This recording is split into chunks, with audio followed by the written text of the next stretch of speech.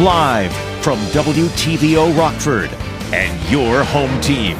Eyewitness News at 5 starts now. Police are searching for a man suspected of murder. The details of the morning shooting in Freeport. The holiday season is being kicked off all across the state line. One annual tradition makes its stop in town. And the celebration continues for the state champs. The Byron Tigers are welcomed home by their community. Good evening, I'm Taylor Castro. Thanks for joining us tonight. We'll get to those stories in just a few minutes, but first, Freeport police are searching for a suspect in a fatal shooting. Just before 10 this morning, Freeport police officers responded to the 600 block of South Carroll Avenue for reports of a shooting. As they were heading there, officers learned that the 30-year-old male victim was being taken to the hospital after being struck by gunfire. The victim died from his injuries. His name has not been released. Police identified 38-year-old Christopher Calvin of Freeport as a suspect. Authorities believe the shooting was not a random act. A warrant for first-degree murder has been issued for Calvin's arrest. If you have any information about the case or Calvin's whereabouts, contact the Freeport Police. Also, just moments ago, we're receiving word of a murder investigation on North Alpine Road in Rockford. On Sunday at approximately 3 a.m., Rockford police were called to the parking lot of 320 North Alpine Road. The man was not located, but individuals were observed exiting one of the businesses. Officers learned of an adult male shooting victim at a local hospital, and they found him with an apparent gunshot wound to his side. The 32-year-old man succumbed to his injury a short time later. We'll bring any updates on our website, mystateline.com. 100 lots of items, including collectible coins, basketball memorabilia, and jewelry, will be up for auction. The Illinois Treasurer's Office Unclaimed Property Auction begins tomorrow. The online auction runs from November 27th through December 1st. The Treasurer's Office conducts these auctions periodically, including an annual in-person auction during the Illinois State Fair. Items are surrendered to the office after private entities have tried for several years to find the owner. Missing money from lost bank accounts, insurance policy proceeds, and safe deposit boxes could be yours. You can check by going to the iCash website. An annual holiday tradition made its stop in Byron this morning. The Canadian Pacific holiday train rolled into town, bringing winter cheer and raising awareness for local food pantries. Drea Brony was there to take in all the festive fun. Tons of people line the tracks in Byron to get a glimpse at the Canadian Pacific holiday train that's decorated from engine to caboose in festive lights. See the train with our family. All the way from Florida, so Yes. This is fun seeing the snow. It's awesome. The dogs are out. Come out, see your family. Have fun. And then the train for a good cause, too. That good cause is raising awareness for local food pantries along each of the train stops from Canada throughout the United States. Bob Galitz is the treasurer of the People Helping People Food Pantry. He says this event has been helping them collect donations for years. It's always amazing. You know, we get money and food and so on from all kinds of people, and it just shows up. It shows up, and the community's been just wonderful to us over the years. It's really been cool, and of course it's nice to have somebody like the Canadian Pacific, you know, bringing awareness in. Since the train began its holiday route back in 1999, it's raised more than $22 million and over 5 million pounds of food for community food banks across the country.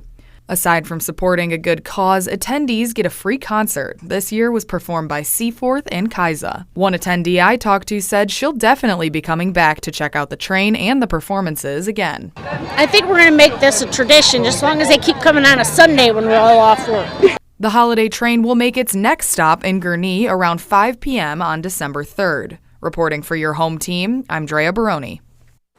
And that wasn't the only celebration in Byron today. The Byron Tigers football team is celebrating their state championship win. The Tigers claimed the title on Friday. We'll hear from the players and coaches when Reagan Holgate joins us for sports.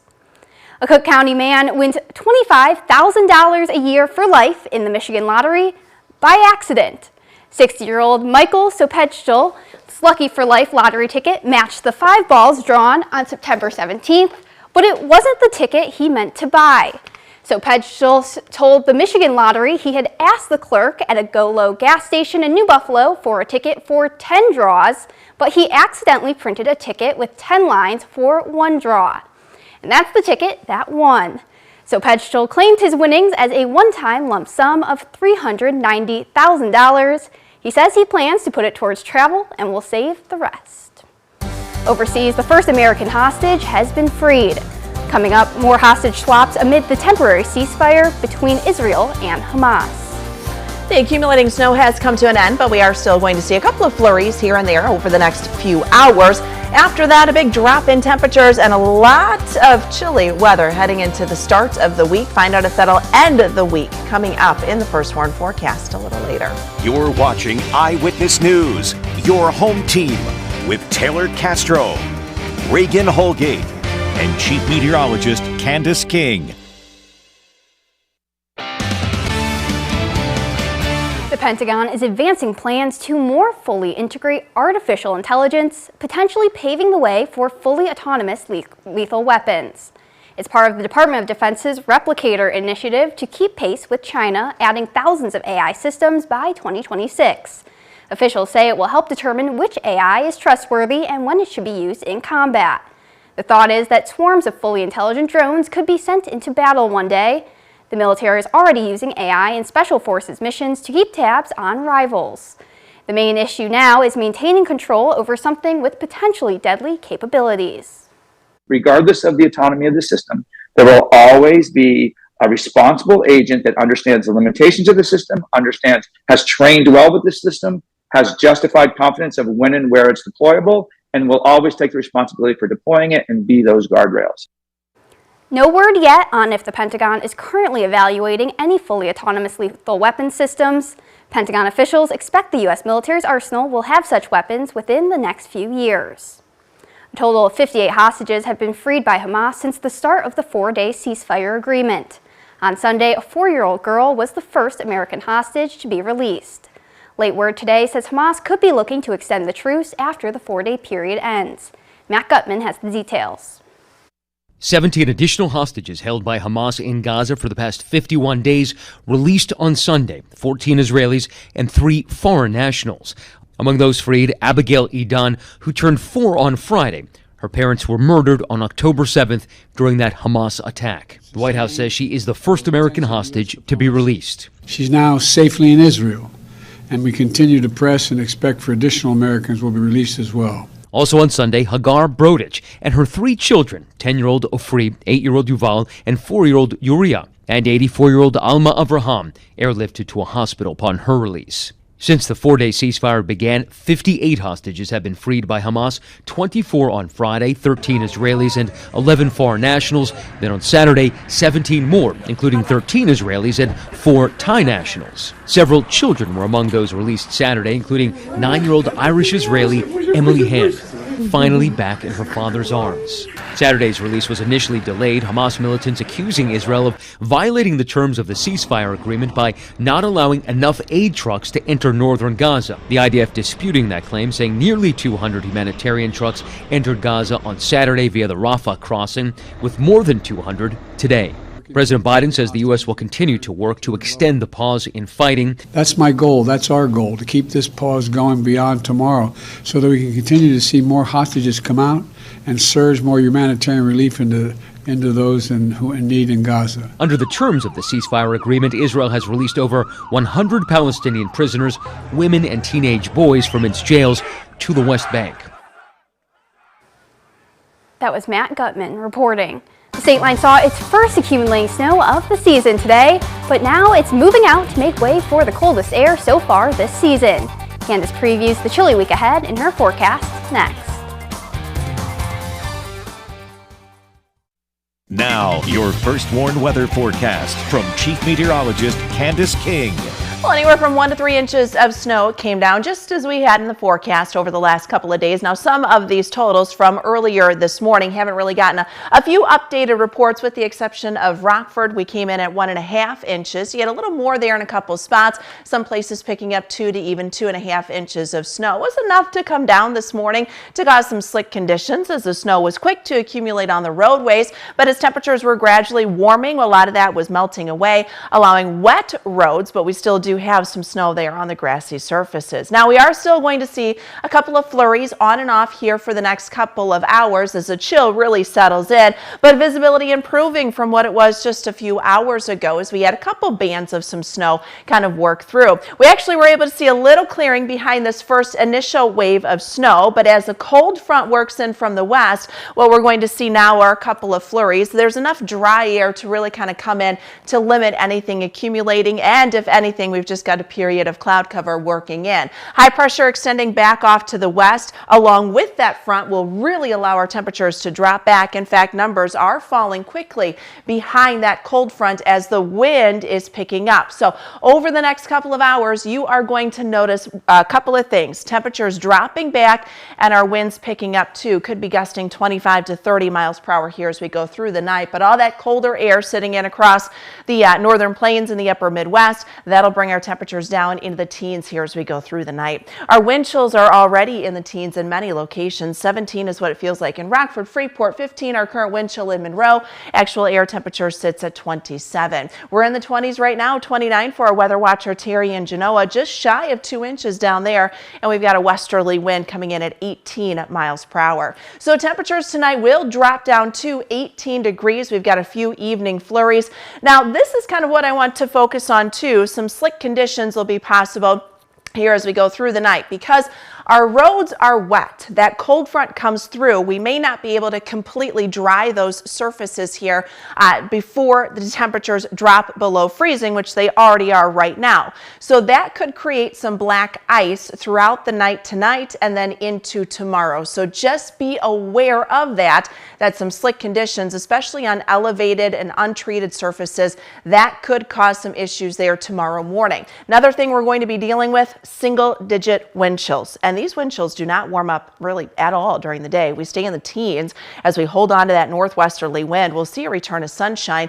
The wind won't be as strong tomorrow night, but it does push the wind chill Tuesday morning down near zero, and then a little improvement, if any, going into Tuesday afternoon as our temperatures will stay in the upper 20s. So patchy black ice will be possible tonight with those falling temperatures. That'll lead to some icy conditions in some spots early tomorrow. So again, just be aware of that. You can't see black ice. If the road looks wet, that likely means there may be a little thin layer of ice on it. 25 for tomorrow afternoon. That is it, as winds will continue to gust in at around 25 to 30 miles per hour, which again will hold our wind chills through tomorrow afternoon in the low teens. Single-digit wind chills then expected again tomorrow night. As we look through the next 7 days, we'll see those temperatures gradually begin to warm. We've got some 40s coming up towards the end of the week. May see a couple of rain showers then, Taylor, as we look towards Friday morning.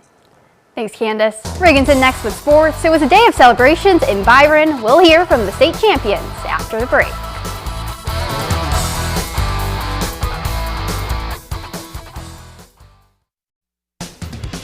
Now sports with Reagan Holgate. The Byron community still has not come down from that huge win on Friday that led the Tigers to their third state championship. Today, everyone gathered in the Byron High School gym to celebrate all those who made this historic season possible. The Tigers absolutely routed Mount Carmel on Friday in the 3A state final game, 69-7. That's the most points ever scored in a 3A game. But these types of performances are what we became used to seeing from Byron this season. A running clock in the second half just kind of became the norm. The Tigers broke 6 state records with Friday night's performance, and I think head coach Jeff Boyer can attest that this team might just be better than those guys we saw back in '99.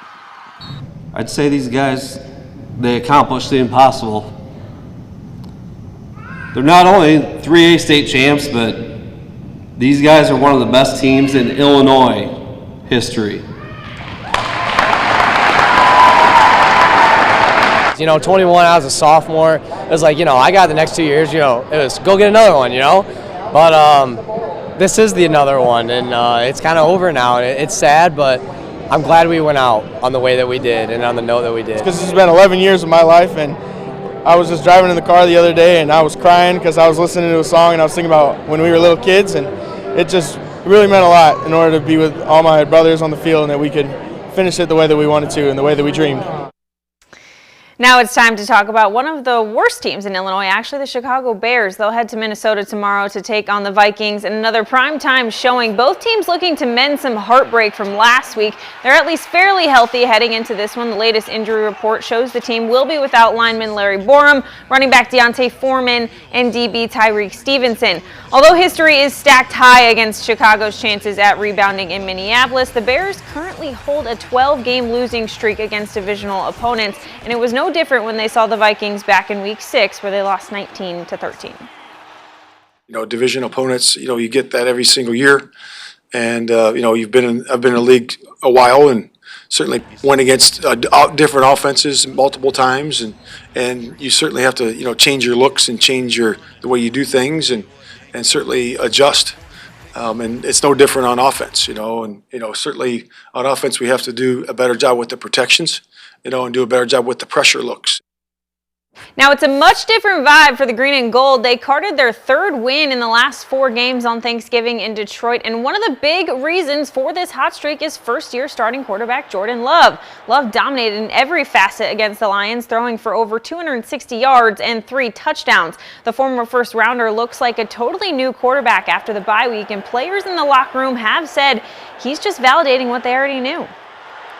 You see the growth is starting to show every week, but it's just testament to everybody showing up, working, staying committed to the process. Not complaining that things aren't perfect so far, but just coming up, showing up with that mindset every week that we're going to work, get better, find ways to improve, and just keep stacking days. We've been talking about it. This is what we need to play, how we need to play, and you see the results when defense goes out there, gets us a big stop. We're moving the ball on offense, scoring early. Obviously, things aren't going to be perfect, but if everybody's playing at that level of consistency and putting their best foot forward, find a way to win. The Packers will come back from a mini bye week next Sunday with a big test as they host Patrick Mahomes and the Chiefs. That's sports. We'll be right back. We still see a couple of flurries out there as we go through this evening. Otherwise, skies will gradually clear out. We've got the first warn interactive radar always on mystateline.com. Big story will be the increase in wind and the cold temperatures. Tonight, we're down to 18 single-digit wind chills tomorrow morning. Highs tomorrow only around 25. We've got wind chills that'll stay in the teens. Wind chills Tuesday morning around 0. Thanks, Candace. Thank you for joining us. We'll see you at 10.